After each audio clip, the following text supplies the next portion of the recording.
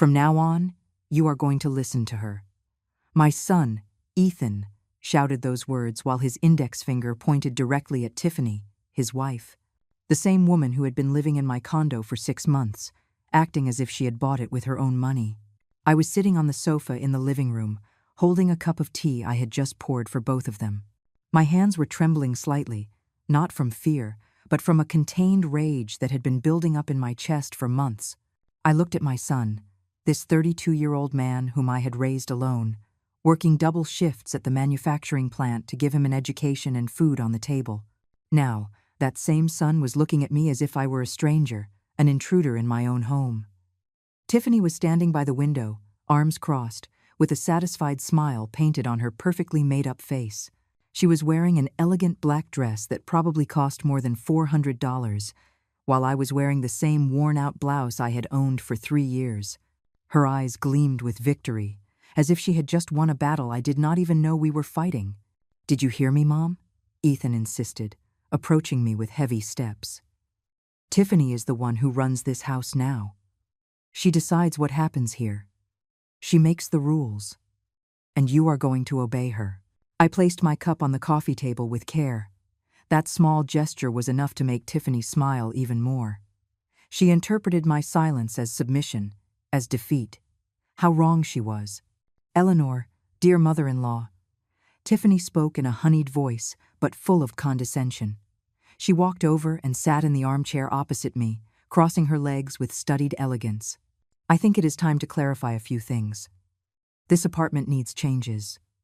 Ethan and I are a young, modern couple. We cannot live surrounded by old things." When she said old things, she looked directly at me. The message was clear. I was part of those old things they wanted to eliminate. "Babe is right, Mom." Ethan sat next to Tiffany, taking her hand as if he needed her support to face his own mother. "Tiffany and I have been talking. We think it would be better if you considered moving to a smaller place, more appropriate for a person of your age." There it was. The bomb they had been preparing for weeks finally exploded. They wanted to kick me out of my own apartment, out of the place where I had lived for 25 years, where I had raised my son alone after his father abandoned us when Ethan was barely 7 years old, where every piece of furniture, every plate, every curtain had been bought with my sweat and effort. "I understand," was the only thing I said. My voice sounded calm, almost indifferent. Tiffany and Ethan exchanged looks of surprise.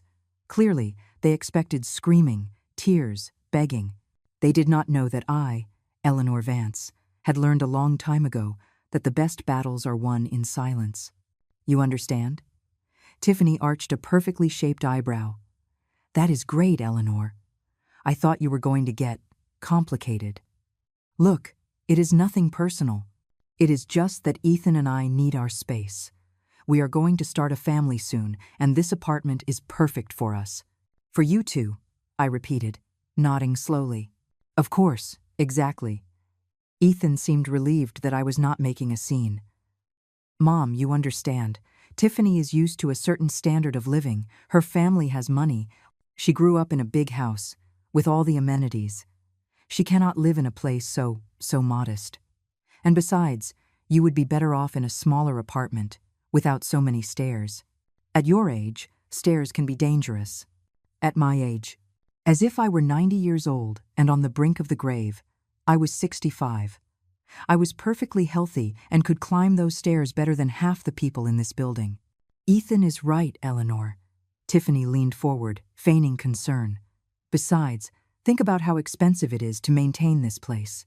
The HOA fees, the utilities, everything has gone up so much. We can handle those expenses because Ethan has a good job, and my family can help us. But for you alone, it must be a terrible burden." I wanted to laugh. I wanted to laugh in her face until tears rolled down my cheeks. Because what Tiffany did not know, what neither of them knew, was that this apartment had no mortgage. It was mine, completely paid off. The deed was in my name, kept in a safe deposit box at the bank along with other documents they had never seen. But I said none of that. Not yet. "So, Mom, do you agree?" Ethan asked, squeezing Tiffany's hand tenderly. "We can start looking for a place for you next week. Something small, comfortable, maybe out in the suburbs where the rent is cheaper. I am going to think about it, I answered finally, getting up from the sofa. I took my empty cup and walked toward the kitchen. Think about it? Tiffany's voice went up an octave. Eleanor, there is not much to think about. We already made the decision. Ethan and I need you to move out in 2 months, tops. I stopped at the entrance to the kitchen and turned slowly to look at her. She held my gaze with that arrogant confidence of someone who believes they have all the power. Ethan was next to her, nodding like an obedient puppy. 2 months, I repeated. Okay. Tiffany's smile widened. She had won. Oh, that is what she thought. That night, while they celebrated in their room with champagne they had bought with Ethan's credit card, I sat in my small bedroom down the hall. I opened the bottom drawer of my desk and took out a brown folder I had kept for years. Inside were all the documents for the apartment, the original deed in my name, the mortgage payoff letter from 10 years ago, the papers that proved I was the sole and legitimate owner of these 4 walls. There were also other documents. Documents I had obtained 3 weeks ago when I started to suspect that something was very wrong with Tiffany. Private investigations that cost me $500 but were worth every penny. Information about who my daughter-in-law really was. Her true past, her debts, her lies. I smiled in the darkness of my room. Tiffany thought I was a foolish and weak old woman. She thought she could take everything I had built with my life, but what she did not know was that I had survived much worse things than a spoiled and manipulative girl. I closed the folder and put it back in its place. It was not the time yet.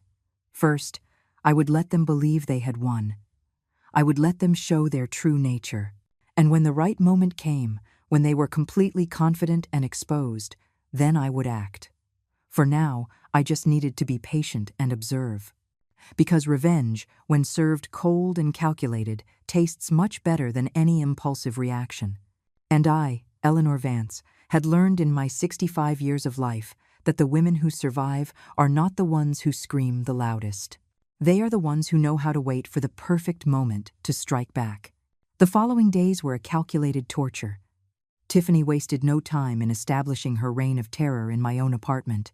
Every morning I woke up to the sound of her heels, clicking on the floor, walking back and forth as if she were inspecting her new property. She had taken control of everything, from the kitchen to the living room, rearranging furniture and throwing away objects that, according to her, were useless. The first drastic change came on a Tuesday morning. I was making coffee in the kitchen when Tiffany walked in with a large cardboard box in her hands. She dropped it on the table with a dry thud that made the cups rattle. "Eleanor, I need you to pack all these things," she said without even looking me in the eyes. "The old photos, the ugly knickknacks, everything you have scattered around the living room.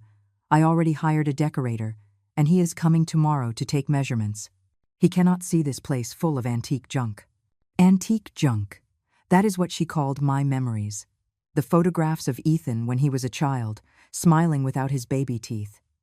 The ceramic figure my mother gave me before she died. The wall clock that had marked every important moment of my life for 25 years. "Those things have sentimental value to me," I replied calmly, pouring my coffee into a chipped mug. Sentimental value does not pay the bills or make a place look good. Tiffany crossed her arms, looking at me with that expression of superiority that was already familiar to me. Besides, Ethan agrees with me. He also thinks this place needs a complete renovation. Right, babe? Ethan had just walked into the kitchen, still in his pajamas, although it was already 9 in the morning. He worked from home as a graphic designer, which meant I now had to endure the presence of both of them all day, every day. "Yeah, Mom." Ethan avoided my gaze as he opened the refrigerator. "Tiffany is right. The apartment needs updating. It is for the good of everyone. For the good of everyone," I repeated in a low voice, almost to myself. That afternoon, while they went out to meet with the decorator, I started packing my things in the box Tiffany had left. Every photograph I wrapped in newspaper was like tearing a piece of my heart. There was Ethan on his first day of school, with his new backpack and his proud smile. There we were at his college graduation, me crying with happiness because my son had achieved what I never could. There was my wedding photo, with that man who promised to love me forever and left when things got tough. I put everything in the back of my closet, hiding 22 years of memories as if they were something to be ashamed of.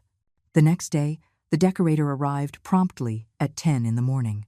He was a young man, about 30, dressed entirely in black and wearing designer glasses that probably cost more than my clothes for a whole year. Tiffany greeted him as if he were a movie star, with hugs and kisses on the cheeks. "Julian, darling, thank you for coming so quickly." Tiffany took him by the arm and began to walk him around the apartment. "As I told you on the phone, I need this place to look modern, elegant, sophisticated. No old or outdated stuff. I want it to look like it came out of an architectural digest." Julian walked through the living room taking notes on his tablet, nodding at every comment Tiffany made. I was sitting in a corner of the sofa, invisible to both of them. At one point, Julian pointed toward me without even turning around. "And her?" he asked, with clinical curiosity. "She also lives here." "Oh, she is Eleanor, my mother-in-law."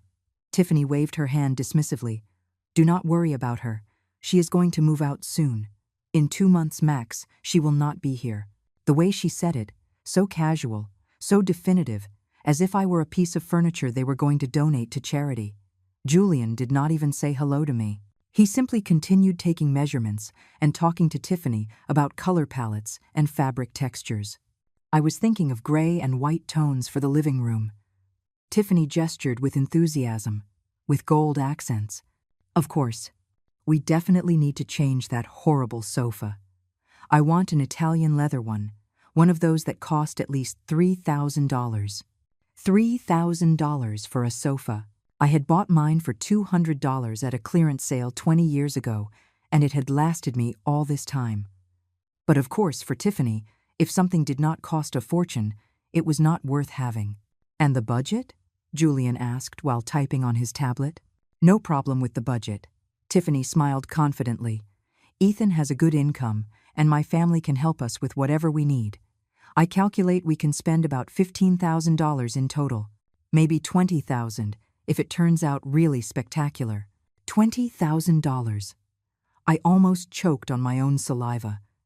That amount of money was more than I had earned in 2 years working at the textile plant. And she was talking about spending it as if it were $20 at the grocery store. Ethan appeared from his makeshift office in what used to be the guest room. He was wearing headphones and looked stressed. "Tiffany, can we talk for a moment?" His voice sounded tense. "I am busy, babe. Julian is here taking measurements for the renovation." "It is important," Ethan insisted. "I just checked the bank accounts."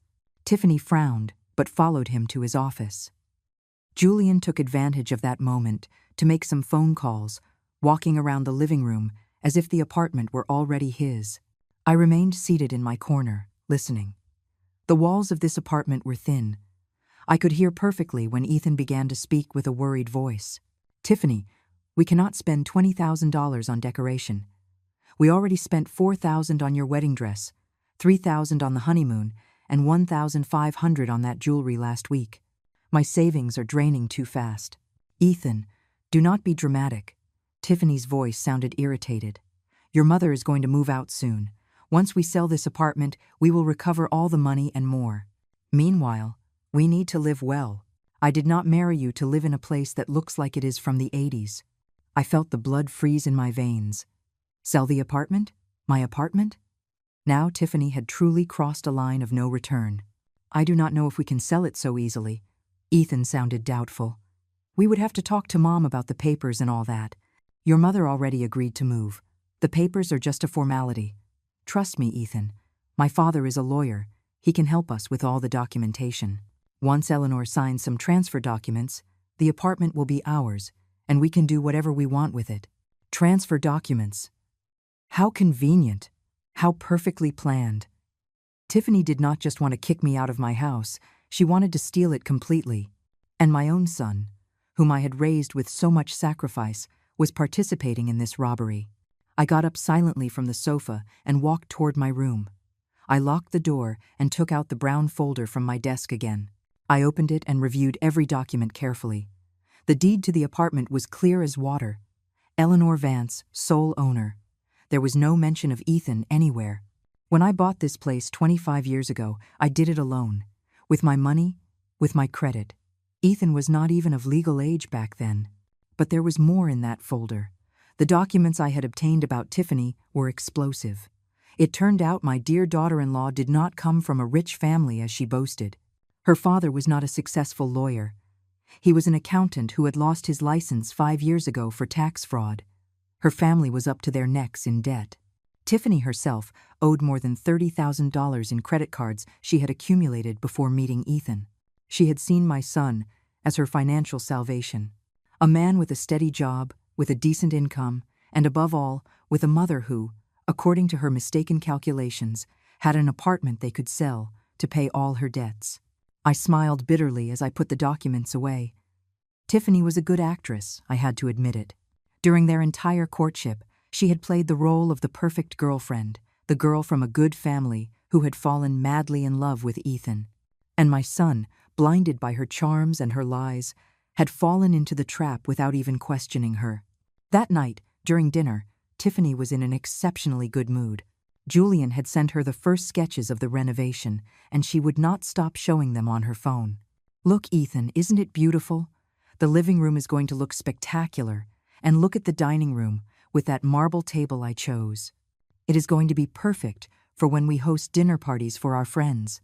I ate my plate of pasta in silence, observing them.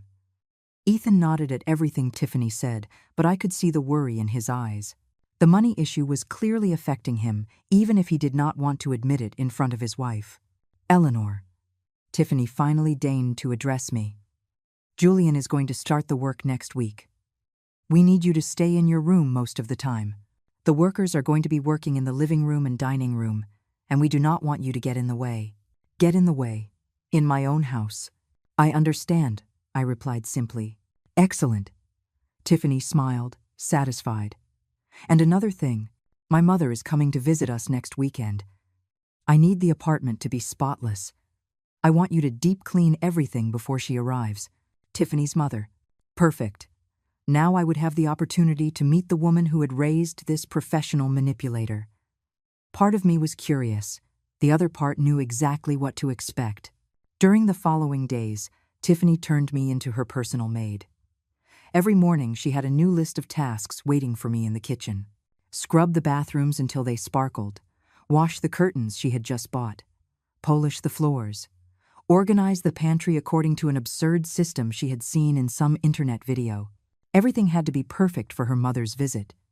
Ethan had practically disappeared. He locked himself in his office all day, avoiding the chaos his wife was creating. The few times he came out, he looked at me with a mixture of guilt and resignation. But he never said anything. He never defended me. He simply nodded to everything Tiffany ordered and went back to hiding behind his computer.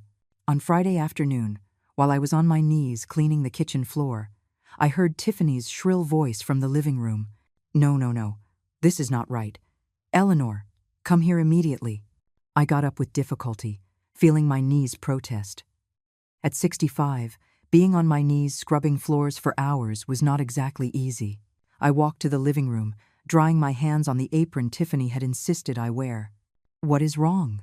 I asked, with the most neutral voice possible. Tiffany was standing next to the new sofa they had just delivered that morning. A white leather monster that had cost $3,500 and took up almost the entire living room. She was pointing at one of the cushions with a horrified expression. "There is a wrinkle here. Do you not see? The cushion is not perfectly smooth. My mother cannot see this. She is going to think we are sloppy." A wrinkle. A microscopic wrinkle on a cushion of a sofa that cost more than my salary for 6 months. I took a deep breath, counting to 10 in my mind. "I am going to fix it," I said simply. Not just that. Tiffany began to walk around the living room, inspecting every detail like a general reviewing his troops. "This vase is 2 centimeters out of place. The coffee table is not perfectly centered, and that painting on the wall is slightly tilted to the left. Can you not do anything right, Eleanor?" I clenched my fists inside my apron pockets. Every fiber of my being wanted to scream at her, tell her exactly what I thought of her and her snobbish mother. But I did not. It was not the time yet. "I will fix everything," I replied with icy calm. I spent the next 2 hours adjusting every object millimeter by millimeter until Tiffany was finally satisfied. When I finished, it was almost 8 at night. I had not eaten anything since breakfast. My feet hurt and my back was stiff from constantly bending over. Much better.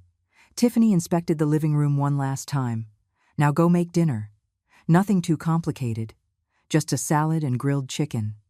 Ethan and I are going to watch a movie. She did not ask if I had eaten. She did not offer for me to sit and eat dinner with them. She simply gave me orders and settled onto her $3,000 sofa next to my son, who did not even look up from his phone to look at me. That night, after serving them dinner and washing all the dishes, I locked myself in my room. I took out my old phone, the one Ethan had tried to replace several times, saying I needed a more modern one, and dialed a number I had saved 3 weeks ago. "Good evening, Mrs. Vance." The professional voice of the private investigator answered on the second ring. "How can I help you?" "I need you to investigate someone else," I said in a low voice, making sure my door was tightly closed. "Tiffany's mother. Her name is Veronica Miller. I need to know everything about her. Her financial situation, her past, everything you can find."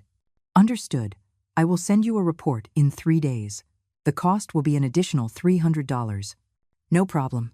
You can use the same deposit account as last time." I hung up the phone and stared at the ceiling of my room. Every penny I was spending on these investigations was money I had saved for years working overtime at the plant, but it was worth it. I needed to know exactly who I was dealing with. I needed all the information possible before making my final move. Saturday dawned with Tiffany in total panic mode. Her mother would arrive at 2 in the afternoon and, according to her, there were still 1,000 things to do. She woke me up at 6 in the morning, pounding on my door. "Eleanor, get up. I need you to go buy fresh flowers, fruits for the fruit bowl in the living room, and some special pastries my mother loves." I made you a list. I took the list she extended and reviewed the items. Everything had to be from specific brands, from specific stores. I was going to have to go across half the city to get everything. "And the money?" I asked. Tiffany rolled her eyes. "Ethan will give you cash, but keep all the receipts. I want to see exactly what every dollar is spent on." I spent the whole morning going from store to store, carrying heavy bags on the bus, because Tiffany had taken the car to go to the beauty salon. When I finally returned to the apartment, it was 12:30. I had an hour and a half to set everything up before the dreaded Veronica arrived. Finally, Tiffany practically ripped the bags from my hands. "Why did you take so long? Now we have less time. Quick, put the flowers in the big vase in the living room, the fruits go in the crystal bowl. And the pastries on that porcelain platter I bought last week?" While I ran from one side to the other, following her increasingly hysterical orders, Ethan came out of his office. He was wearing a new shirt that Tiffany had clearly chosen for him. He looked uncomfortable, tugging at the collar as if the fabric were strangling him. "Is everything ready?" he asked nervously. "Almost." Tiffany looked at him with critical eyes. "Go comb your hair better. It looks messy.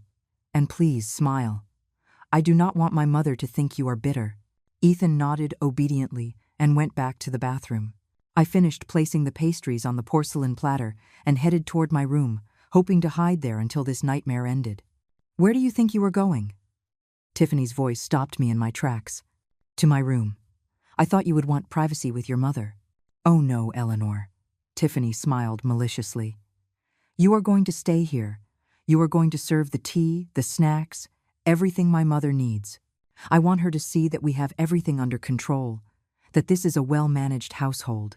What she really wanted to say was that she wanted her mother to see me as the servant, as proof that she had moved up in life. That now she had the power to order around someone older than her. At exactly 2 o'clock, the doorbell rang.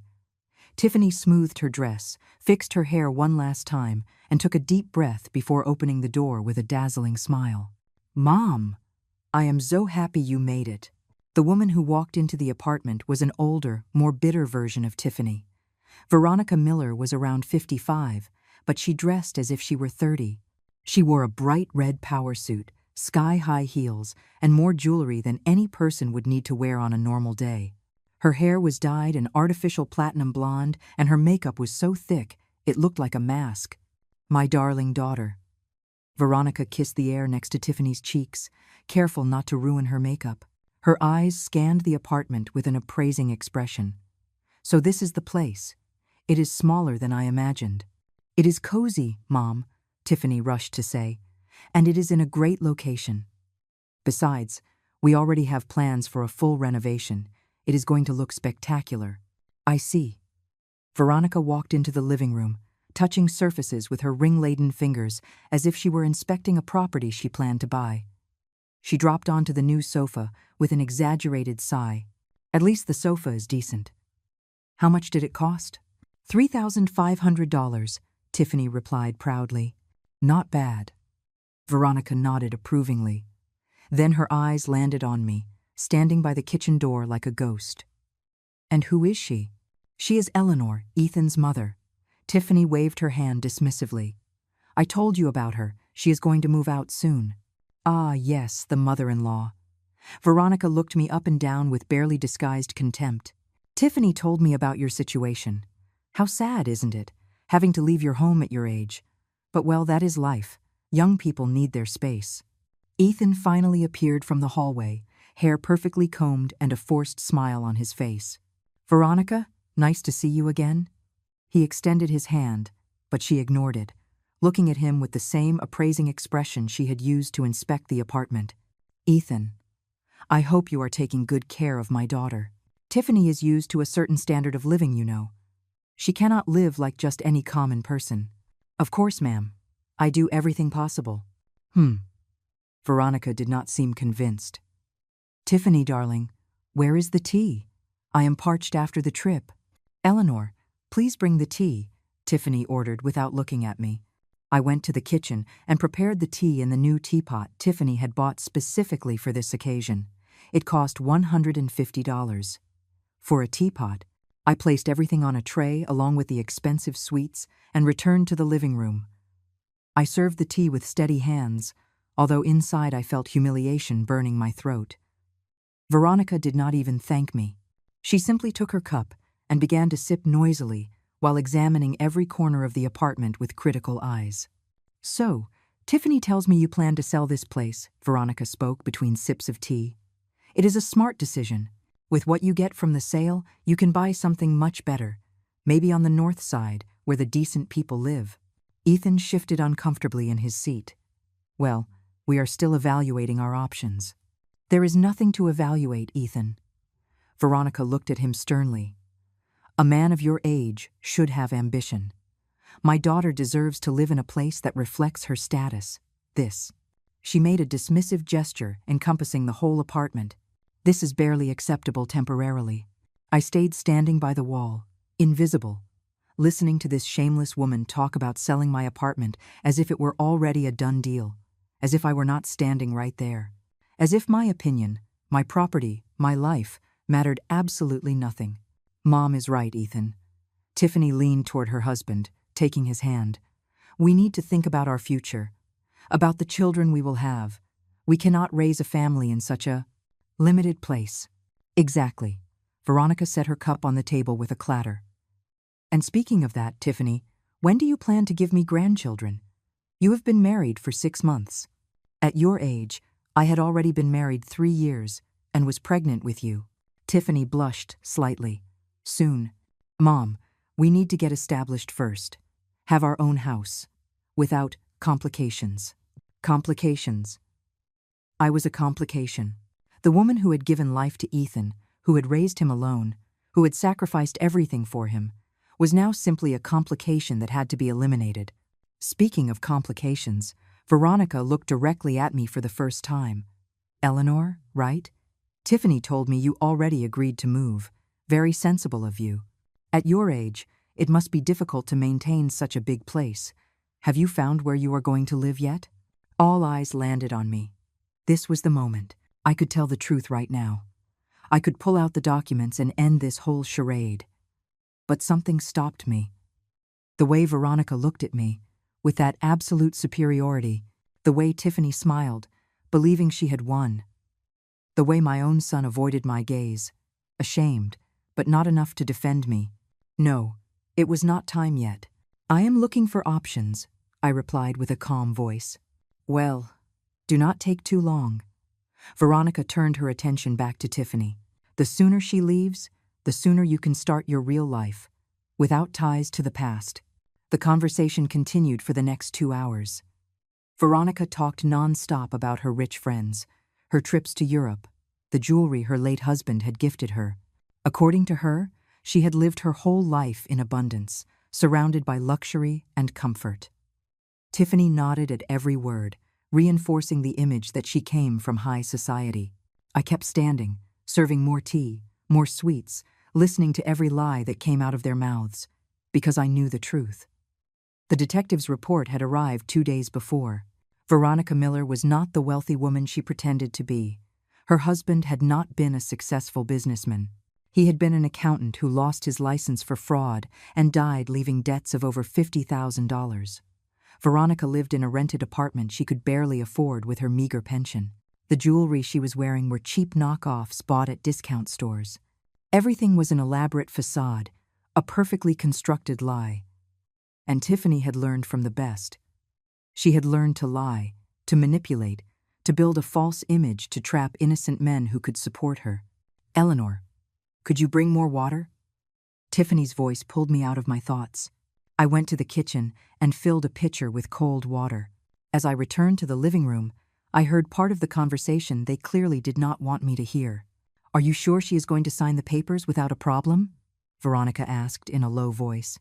Completely sure, Tiffany replied confidently. I have her exactly where I want her. Ethan will convince her.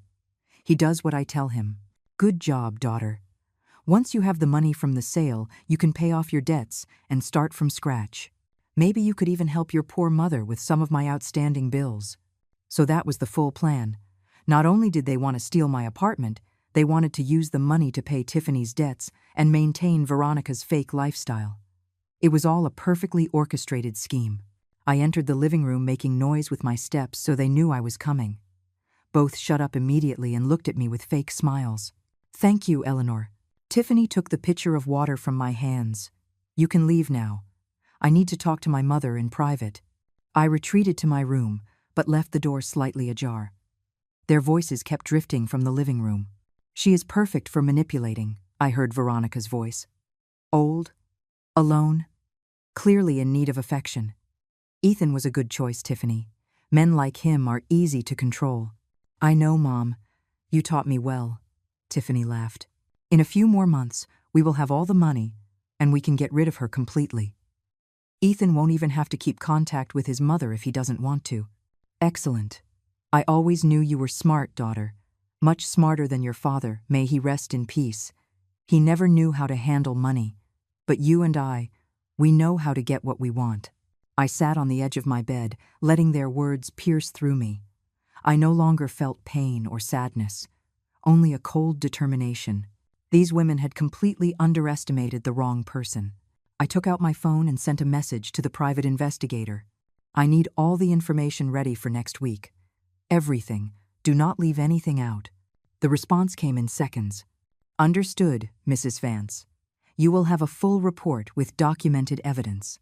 That night, after Veronica finally left, Tiffany was in an excellent mood. She had ordered expensive food from an Italian restaurant, paid for, of course, with Ethan's credit card, and the two were celebrating in the living room as if they had just won the lottery. My mother adores you, Ethan, Tiffany was telling him between laughs. She said you are exactly the type of man she wanted for me. I am glad she likes me, Ethan replied, though his voice sounded tired. Are you okay, babe? You look worried. It is just that. Tiffany, the expenses are increasing a lot. The renovation, the restaurant food, the shopping. My savings are going down very fast and my income is not enough to keep up this pace. Ethan, we already talked about this. Tiffany put a hand on his arm with a conciliatory gesture. It is just temporary. Once we sell the apartment, we will have enough money for years. You just need to be patient a little longer. And if Mom does not want to sell, what if it gets complicated? It is not going to get complicated. Tiffany's voice hardened slightly. Your mother already agreed to move. The rest is just paperwork. My father can help us with that. Trust me, Ethan. Everything is going to turn out perfect. I listened to everything from my room, with the door ajar.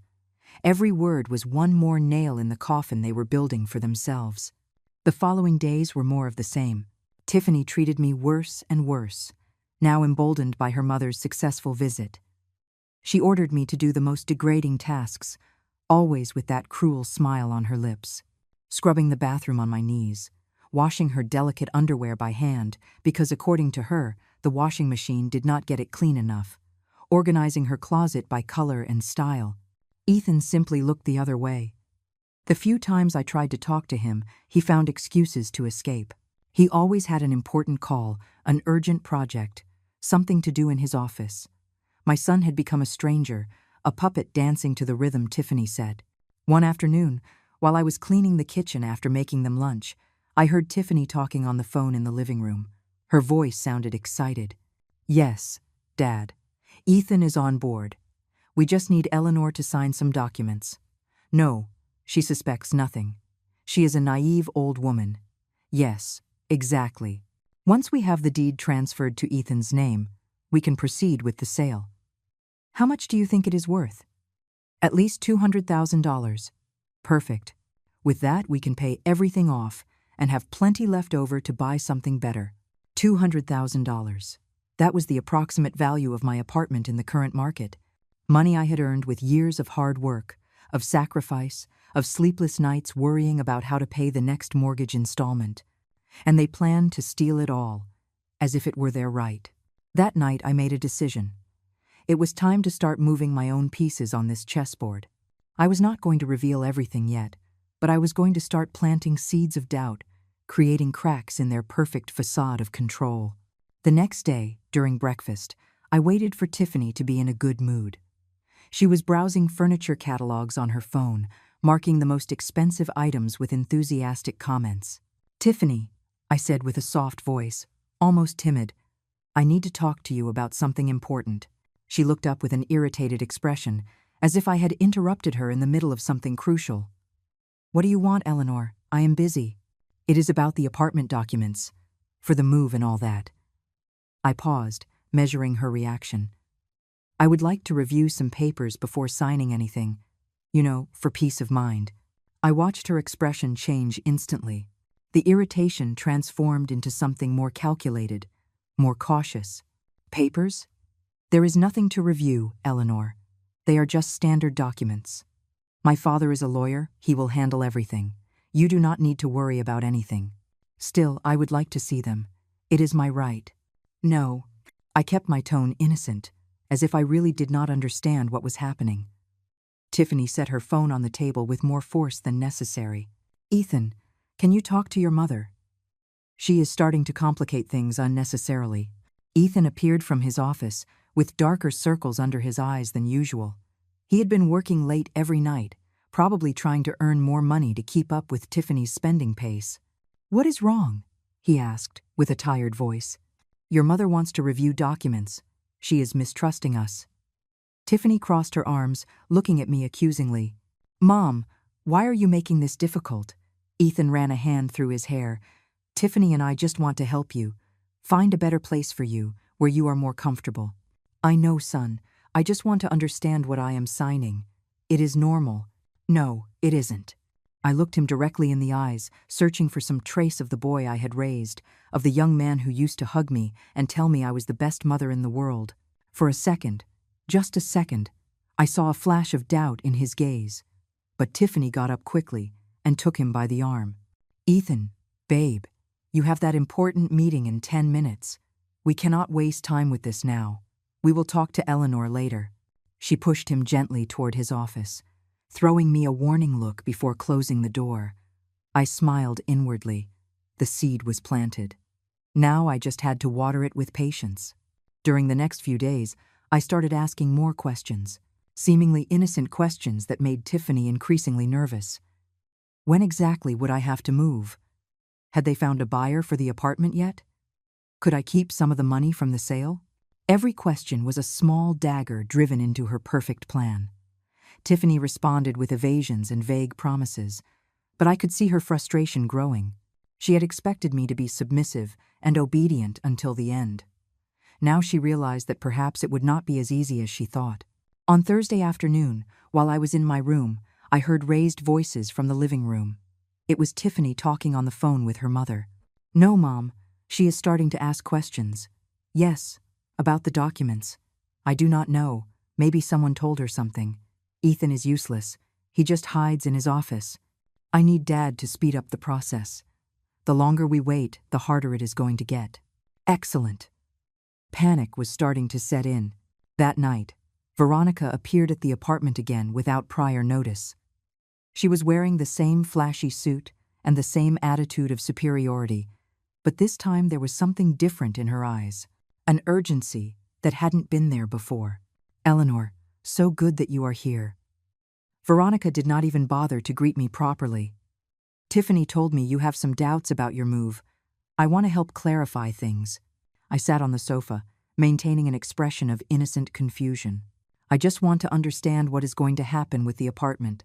It is my home for 25 years. It is natural that I have questions." Of course, of course." Veronica sat opposite me, with a smile that did not reach her eyes.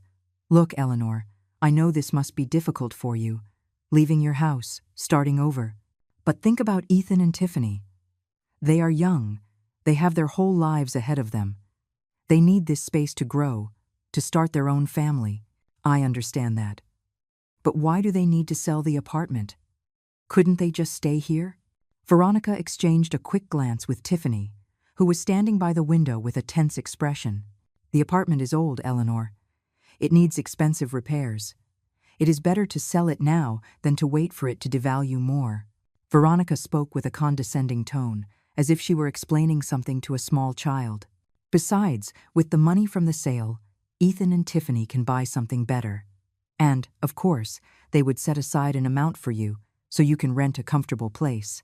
"How much money would they set aside for me?" I asked, leaning forward with genuine interest. Veronica hesitated. Clearly, they had not thought about the details of that part of the lie. "Well, that would be discussed later. The important thing now is that you sign the transfer documents. My husband, may he rest in peace, was a lawyer, and I learned a lot from him. I can assure you that everything will be completely legal and fair." "Your husband was an accountant, not a lawyer." The words left my mouth before I could stop them. The silence that followed was deafening. Veronica froze, her mouth slightly open. Tiffany took a step forward, eyes wide. "What did you say?"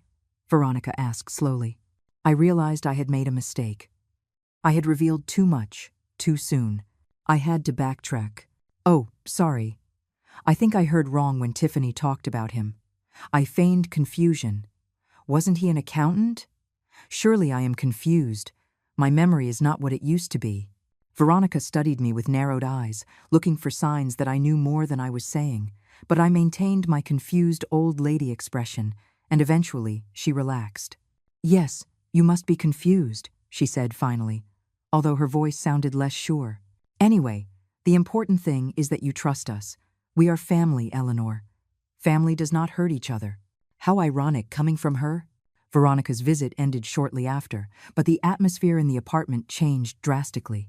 Tiffany looked at me with distrust now, studying my every move. There were several whispered conversations between her and Ethan that stopped abruptly when I entered the room. 2 days later, the package I had been waiting for arrived. The courier service knocked on the door at 11 in the morning. Tiffany was in the shower and Ethan in his office with headphones on, so I was the one who opened it. Package for Eleanor Vance.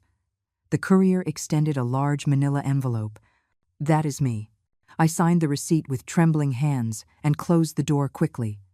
The envelope contained the private investigator's full report. Everything was there. Bank documents showing Tiffany's debts. $32,000 across 5 different credit cards. Records of unpaid loans. Collection lawsuits. There was also information about Veronica. Her rented apartment that was about to be evicted for non-payment. The fake jewelry she used. The cars she had rented to feign wealth during social events. Everything was an elaborate lie. But the most interesting thing was at the end of the report. The detective had discovered something I had not specifically asked for, but that was pure gold. Tiffany had already been married before, 4 years ago, to a man named Michael Sterling, a successful businessman. That marriage had lasted barely a year before Michael discovered her using his credit cards without permission and racking up debt in his name. He had filed for divorce immediately and ensured she received nothing in the separation. Tiffany was a professional con artist. Ethan was not her first victim. He was just the next in line. I hid the envelope in the back of my closet, under a pile of old clothes. My heart was beating hard. Now I had everything I needed, all the ammunition necessary to completely destroy their plan. But I still had to be careful. I had to choose the perfect moment to reveal everything. That afternoon, Tiffany received a call that put her in an excellent mood. When she hung up, she practically danced over to where I was preparing dinner. "Eleanor, I have good news," she said in a honeyed voice. "My father finally prepared all the documents. We are going to have a small family meeting next Saturday. My parents, Ethan, you, and me. We will review everything, and you can sign the papers. Isn't it wonderful? Finally, we will be able to resolve this whole matter." Saturday arrived faster than I expected. Tiffany had spent the whole week preparing for this meeting as if it were the most important event of her life. And, in a way, it was. This was the day she planned to close her scam, get my signature on those fake documents, and steal everything I had built for 25 years. The meeting was scheduled for 3 in the afternoon. Tiffany had ordered expensive food from a French bistro, bought wine at $150 a bottle, and arranged the living room as if we were receiving royalty. All paid for, of course, with Ethan's money, which was evaporating faster every day. I had dressed in my simplest, oldest clothes, a worn gray dress I had owned for years, comfortable shoes with no heel, hair pulled back in a simple bun. I wanted to look exactly how they saw me, a poor, vulnerable old woman, easy to manipulate. It was important they maintained that image until the last moment. At 2:30, the doorbell rang. Veronica entered first, wrapped in a faux fur coat that she had probably bought at a thrift store but passed off as authentic. Behind her came a man of about 60, thin, with thick glasses and a suit that was too big for him. This must be Richard, Tiffany's father, the supposed successful lawyer. "Eleanor, how nice to see you again." Veronica kissed the air near my cheeks, leaving a trail of cheap perfume. "Let me introduce you to my husband, Richard. He is the one who prepared all the documents to facilitate your move." Richard extended a sweaty hand. "Pleasure to meet you, Mrs. Vance. Veronica has told me a lot about you. The pleasure is mine." I shook his hand briefly. His eyes avoided mine, looking anywhere but at my face. A man used to lying, to hiding things. Tiffany appeared from the kitchen, radiant in a new dress that probably cost $300. "Dad, Mom, so glad you made it. Come in, come in. I have everything ready." Ethan came out of his office, looking paler and thinner than ever. The last few weeks had clearly taken a toll on him. He had lost weight, had deep circles under his eyes, and his hands shook slightly when he greeted his in-laws. But Tiffany did not seem to notice, or she did not care. We all sat around the dining table. Tiffany served the wine in expensive glasses she had bought especially for this occasion. I asked for only water. I needed to keep my mind completely clear for what was coming. Richard took out a worn leather briefcase and began to pull out documents.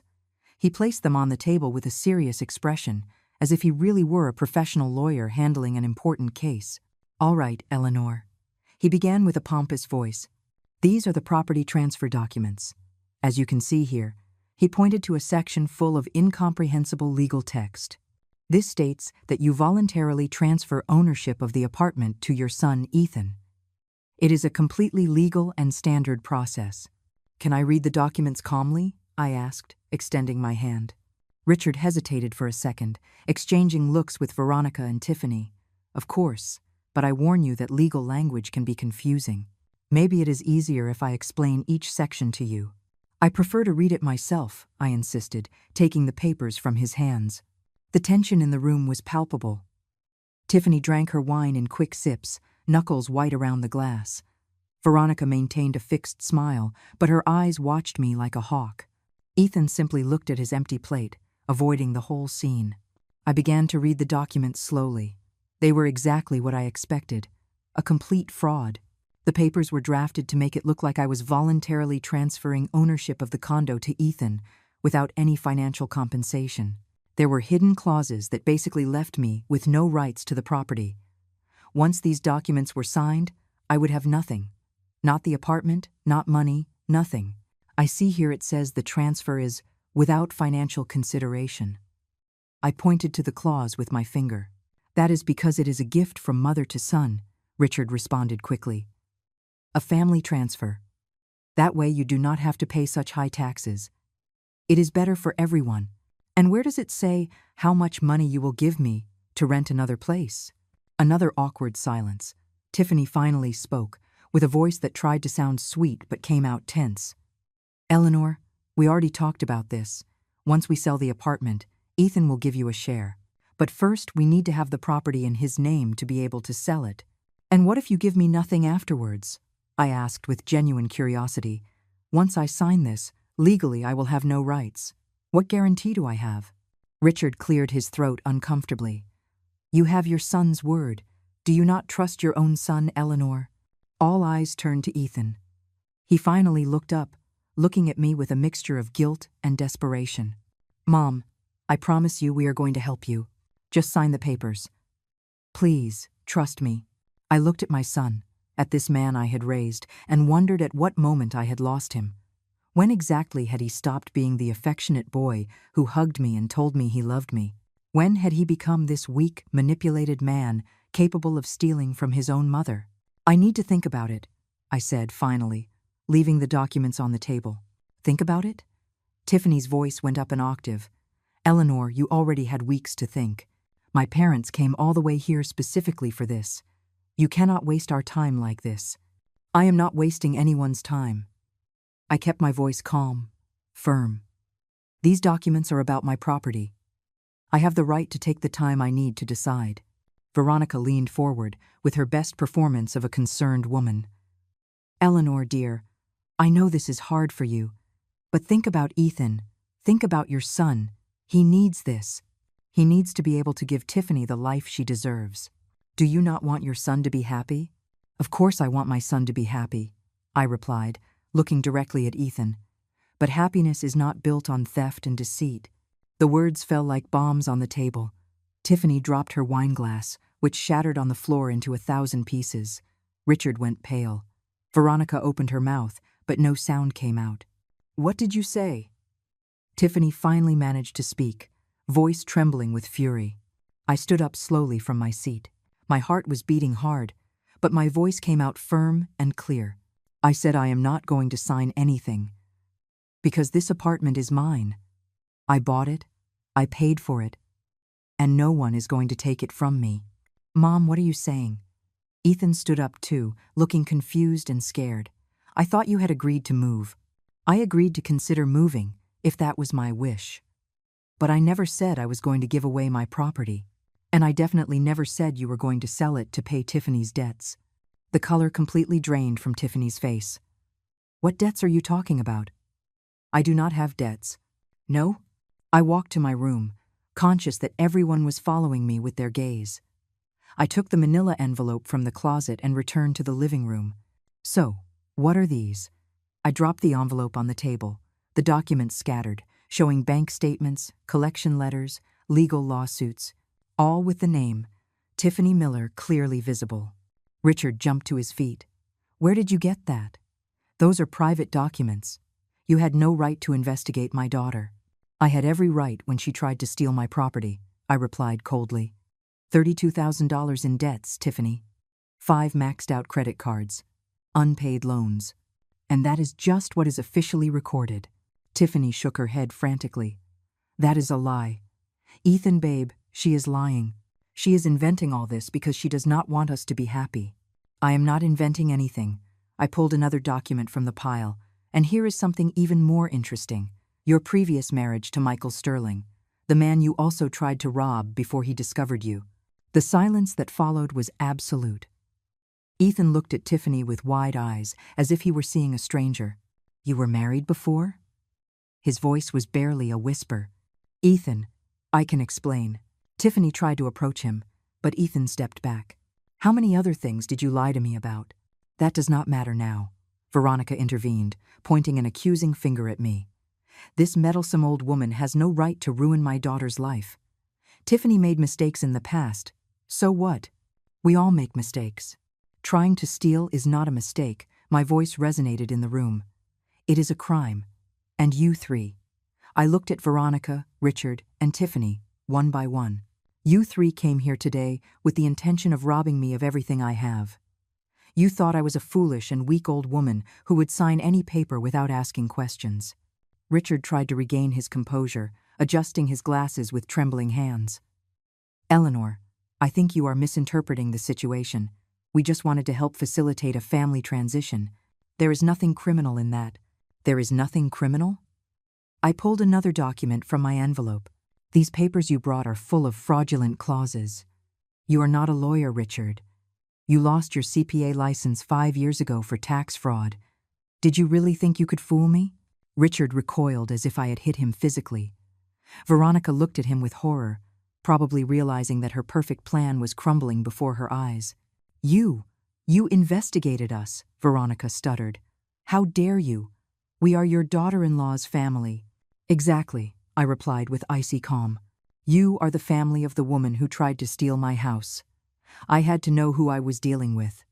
And let me tell you, Veronica, your act as a rich woman was very convincing. But I know the truth. I know you live in a rented apartment you are about to lose for non-payment. I know your jewelry is fake. I know your husband was not a successful businessman, but a failed accountant who left you in ruins. Veronica collapsed in her chair, her face crumbling. All her masks of elegance and superiority vanished in an instant, leaving only a desperate and defeated woman. Ethan kept looking at Tiffany, waiting for some explanation, some credible denial. But Tiffany just cried, makeup running down her cheeks, destroying the image of perfection she had always projected. Ethan, please. Tiffany tried to take his hand, but he pulled it away. I love you. Everything I did was for us. We needed that money to start our life together. Start our life? Ethan looked at her with disbelief. Or pay your debts? How much of what you told me is true, Tiffany? Some. I do love you. That is true. Tiffany sobbed now, her whole body shaking. But you lied to me about everything else. Your family, your past, your finances. Ethan ran his hands through his hair, looking completely shattered. You made me participate in a plan to steal from my own mother. How could you? Because she has everything and we had nothing. Tiffany screamed suddenly, with all her desperation surfacing. She lives in this big apartment while I couldn't even pay my rent. It is not fair. She is old. She already lived her life. We are still starting. The absolute lack of shame in her words left me breathless. Even now, exposed and trapped, Tiffany still believed she had the right to rob me because, according to her twisted logic, I had already lived enough. Enough. My voice cut the air like a whip. I want the three of you out of my apartment right now. And you too, Tiffany. You have a week to pack your things and get out. You cannot kick me out. Tiffany jumped to her feet. I am Ethan's wife. This is my home too. This is my apartment. I pulled the last document from my envelope, the property deed with my name clearly visible, only my name is on these papers. Ethan never had any legal right to this place, and you, as his wife, neither. Ethan took the deed with trembling hands, reading every word as if he couldn't believe what he saw. Mom, I thought. I always assumed this apartment would be mine someday. And maybe it would have been, I said softly, feeling my heart break, seeing the realization in his eyes. If you had been the son I raised, if you had defended me when your wife treated me like trash, if you had the courage to say no when they planned to rob me. But you didn't, Ethan. You stayed silent and let this happen. Tears began to run down my son's cheeks. I am sorry, Mom. I am so sorry. I didn't want things to go this far. Tiffany told me everything would be fine, that it was just a family arrangement. A family arrangement that would leave me homeless and penniless, I replied, feeling my own voice crack slightly. Did you really believe that, Ethan? Or was it simply easier to believe it than to face the truth? Ethan did not answer. He just dropped into a chair, head in his hands. Richard tried one last desperate strategy. Eleanor, be reasonable. We can reach an agreement. It is not necessary for this to get ugly.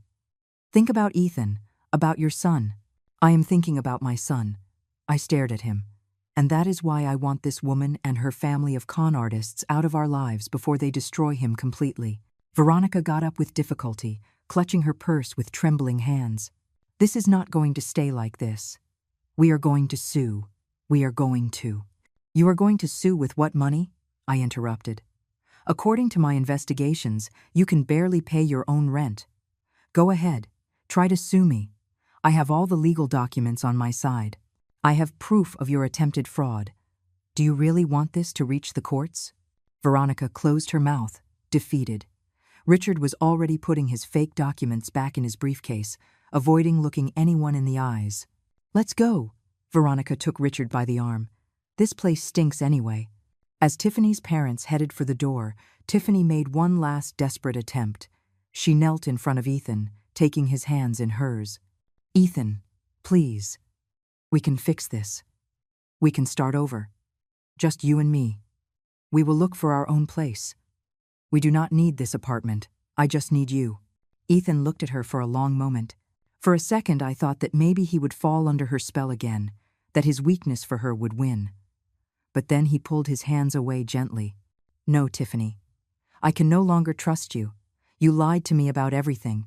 About who you are, where you come from, what you wanted from me. Our entire marriage was a lie. That is not true. I do love you. Tiffany sobbed desperately now. Maybe you love me in your own way. Ethan stood up, moving away from her. But your love comes with conditions, with hidden plans, with lies. That is not the kind of love I want in my life. Tiffany remained kneeling on the floor, crying like a small child who had her favorite toy taken away. But I felt no pity for her. She had chosen this path. She had chosen to lie, manipulate, steal, and now she was facing the consequences. You have a week, I repeated firmly. 7 days to pack your things and find another place. After that, if you are still here, I will call the police. Tiffany finally got up, wiping her tears with trembling hands. She looked at me with so much hatred that for a moment I thought she might physically attack me. But then she looked at Ethan, searching for some support, some sign that he was still on her side. She found nothing. You are going to regret this, she said with a venomous voice. Both of you, especially you bitter old woman. You ruined my life. You ruined your own life with your decisions. I responded calmly.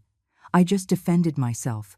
Tiffany left the room in a fury, her heels striking the floor violently. We heard her open the door of the room she shared with Ethan and start throwing things, cursing me loudly. Ethan and I were left alone in the living room. The apartment that had been a battlefield now seemed strangely quiet. We looked at each other for the first time in months, really, without the masks, without the tension. Mom, Ethan started, but his voice broke. I know, I said softly. I know, son. Can you forgive me someday? There was so much pain in his eyes, so much regret. I do not know, Ethan. I need time to process all this. You hurt me deeply. You betrayed me in the worst way possible. I know, and I am going to live with that guilt for the rest of my life. He wiped his tears with the back of his hand. I was weak. I was stupid. I let myself be manipulated because I wanted to believe that someone like Tiffany could really love me. Someone can love you, I told him. Someone honest, genuine, who sees you for who you really are. But not Tiffany. She never loved you. She only loved what she thought she could get from you. Ethan nodded slowly, accepting the painful truth. What am I going to do now? You are going to start over, I replied. You are going to divorce that woman. You are going to rebuild your life. And if you are lucky, maybe someday we can rebuild our relationship too. The following days were a controlled chaos. Tiffany refused to talk to anyone, locking herself in the room most of the time. When she came out, she shot me looks full of poison, but she no longer tried to manipulate or control anything. She knew she had lost. Ethan had contacted a lawyer to start divorce proceedings, which only increased Tiffany's fury. On the 3rd day after the confrontation, while I was making coffee in the kitchen, I heard the apartment door open. It was early, barely 7 in the morning. I peeked out and saw Tiffany leaving with a large suitcase. She wore dark glasses that hid her eyes, but I could see the tear tracks on her cheeks. I said nothing, I just watched her go, closing the door behind her with more force than necessary. Ethan appeared from his room moments later, looking like he hadn't slept in days. "She left?" he said simply, looking at the closed door. "She left a note, saying she would come for the rest of her things when she found a place." Ethan dropped onto the sofa, that expensive sofa Tiffany had insisted on buying. "Mom, how could I be so blind?" I sat next to him, maintaining a certain distance. The wound between us was still very fresh, because you wanted to believe in something beautiful, in love, in a happy future. Tiffany was a very good actress. She knew exactly what to show you so you would fall in love. I spent almost all my savings on her. Ethan rubbed his face with his hands, the furniture, the clothes, the outings to expensive restaurants, all to maintain an image she demanded. Now I have barely $3,000 in the bank. I felt a pang of pain for my son. Despite everything he had done, he was still my boy. The same boy who cried when he fell off his bike, who hugged me when he had nightmares, who promised me he would always take care of me. "You will be able to recover financially," I told him. "Money can be earned again, but you need to learn from this, Ethan. You need to learn to see people for who they really are, not for who you want them to be." "I know." His voice was barely a whisper. "Mom, I know I hurt you in unforgivable ways. I let Tiffany treat you like trash in your own house. I participated in a plan to steal from you. I do not expect you to forgive me, but I need you to know I am deeply sorry." I looked at my son, watching the tears run down his cheeks. Part of me wanted to hug him, tell him everything was okay, that I forgave him completely, but I couldn't. Not yet. The betrayal had been too deep. "Forgiveness takes time, Ethan," I said finally. "And it requires you to show with actions, not just words, that you have truly changed. I will do whatever is necessary." Ethan looked at me with determination. "I am going to pay for the divorce myself.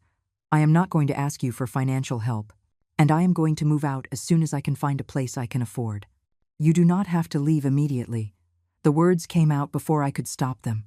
"You can stay until you get back on your feet financially, but with conditions." Ethan nodded quickly. "Whatever they are.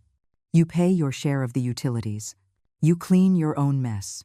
And more importantly, we go to family therapy, both of us, to try to heal what broke between us. I accept everything."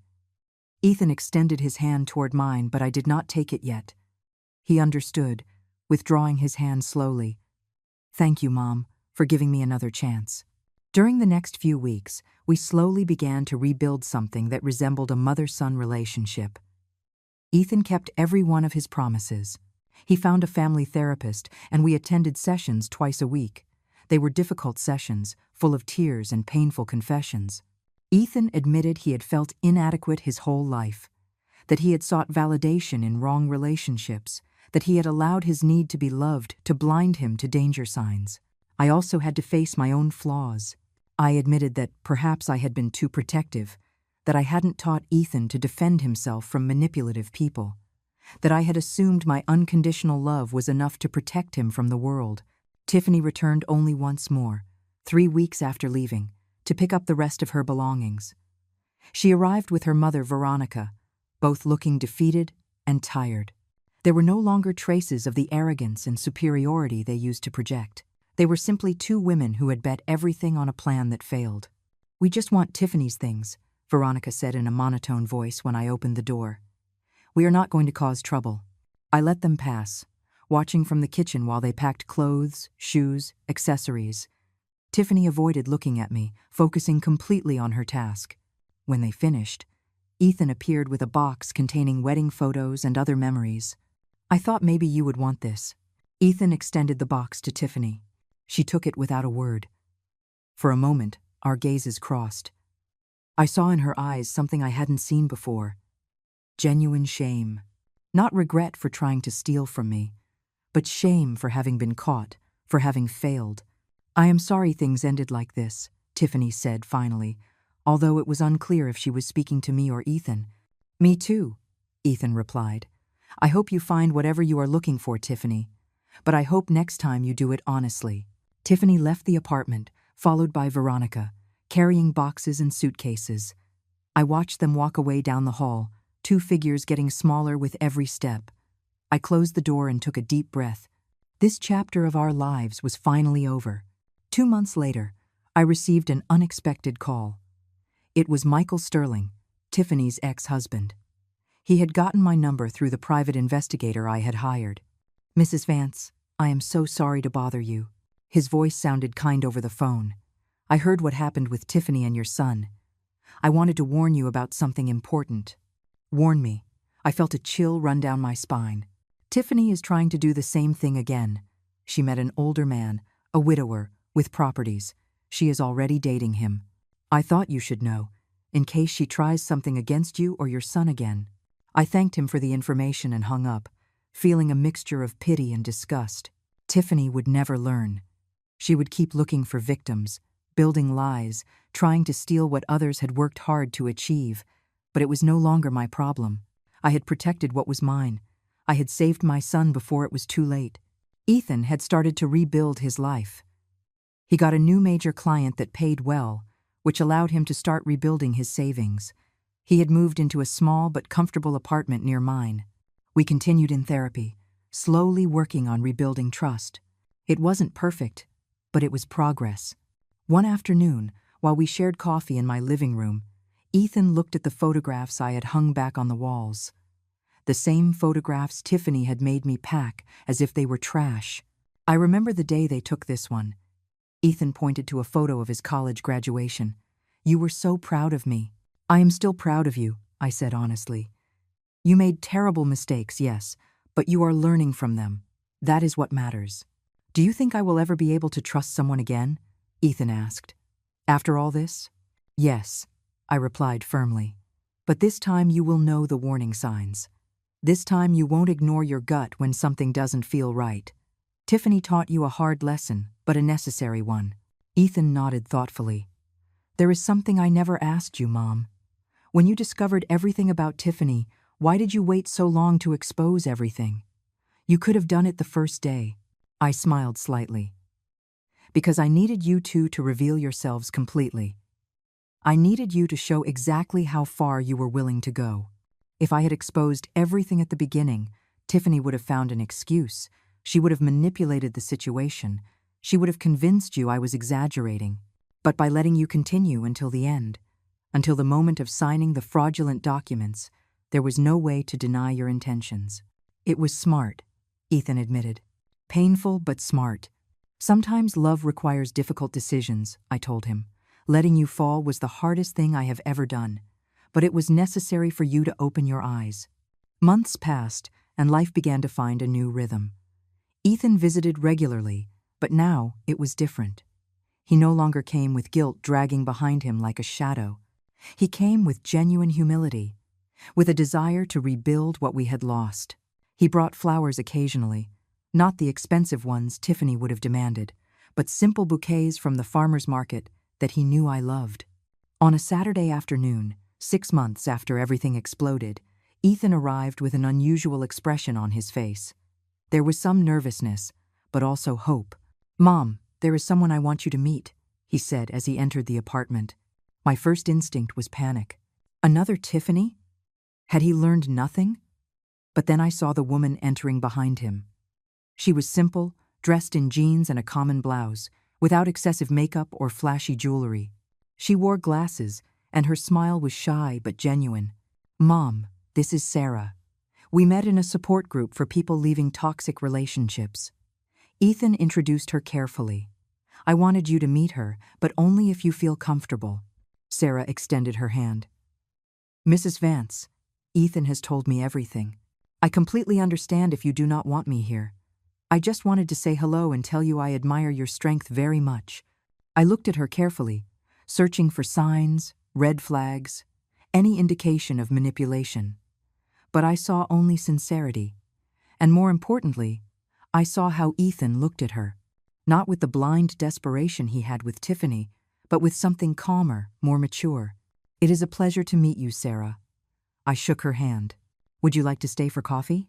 During the next few hours, we talked. Sarah was an elementary school teacher. She lived in a modest apartment she paid for with her own salary, and she had come out of a marriage where her ex-husband had manipulated her financially for years. She understood the pain of betrayal, the difficulty of rebuilding trust. And more importantly, she had no unrealistic expectations about Ethan or life. "I am not looking for someone to rescue me," Sarah explained as she drank her coffee. "I already rescued myself. I am just looking for someone to build something real with, honest, without lies." After they left that afternoon, I sat on my sofa, the same sofa where it had all started months ago. The apartment felt different now, lighter, as if a dark weight had finally been lifted.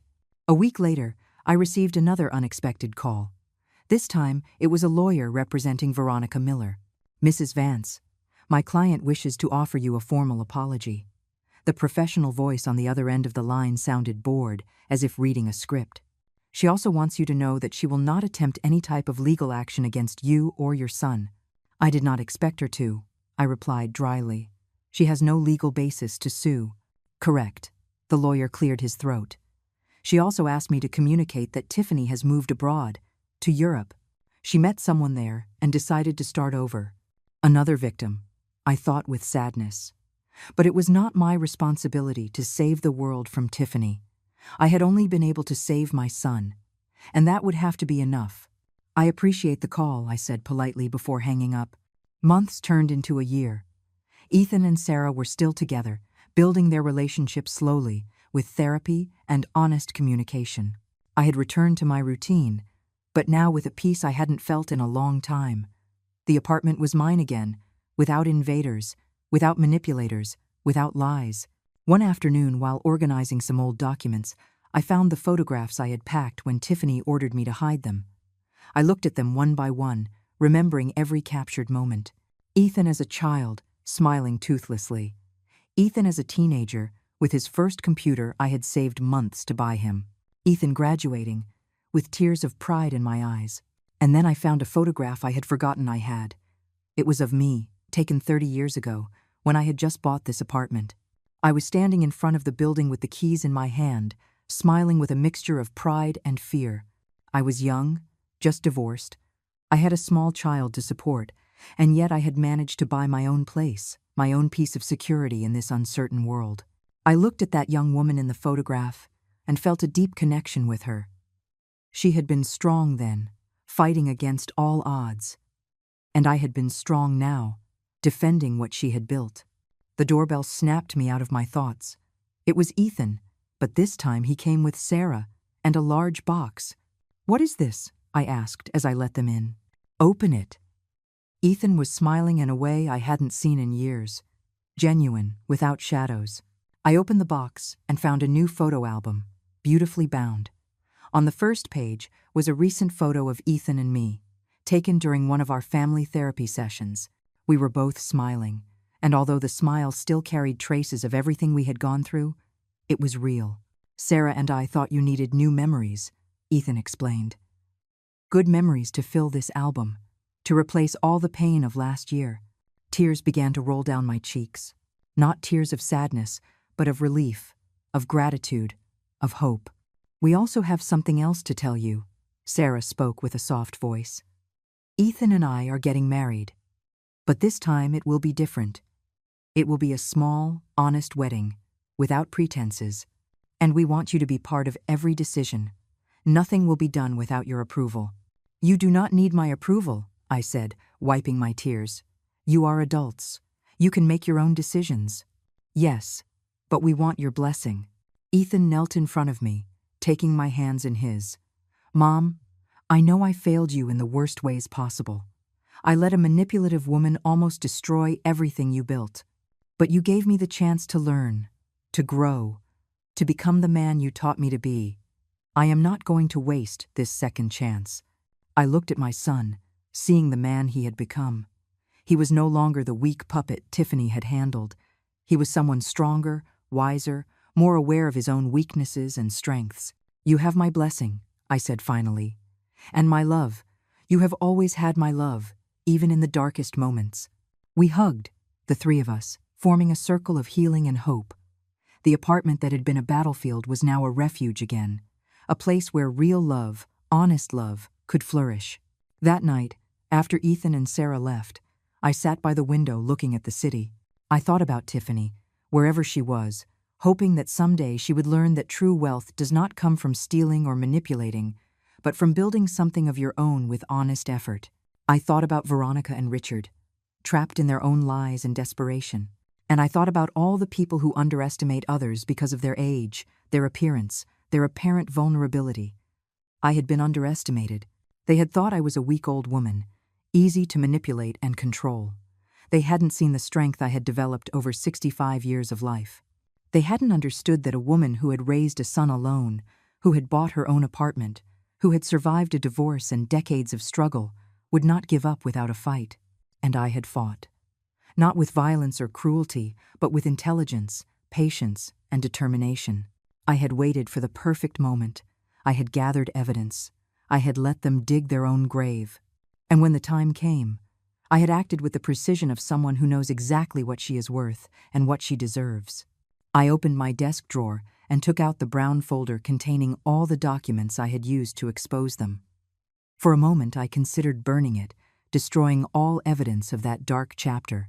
But then I decided to keep it, not as a reminder of pain, but as evidence of my own strength, as proof that I had defended what was mine, and won. I closed the folder and put it away again.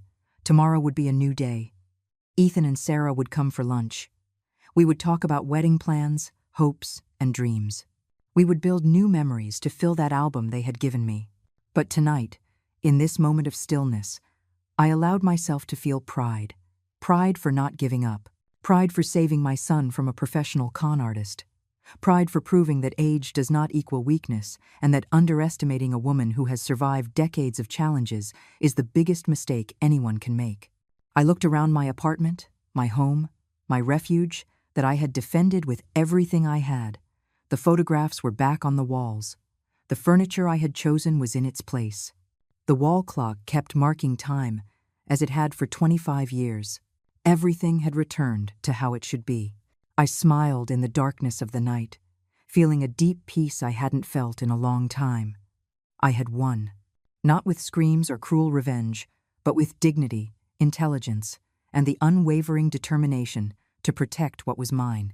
And that victory, that recovery of my home and my son, was worth more than any amount of money in the world. Because in the end, what I had defended was not just a $200,000 apartment. It was my dignity, my history, my entire life, and no one, absolutely no one, had the right to take that away from me. The moon shone through my window, illuminating the living room where it had all started and where it had all ended. And I, Eleanor Vance, 65 years old, felt stronger and more alive than ever.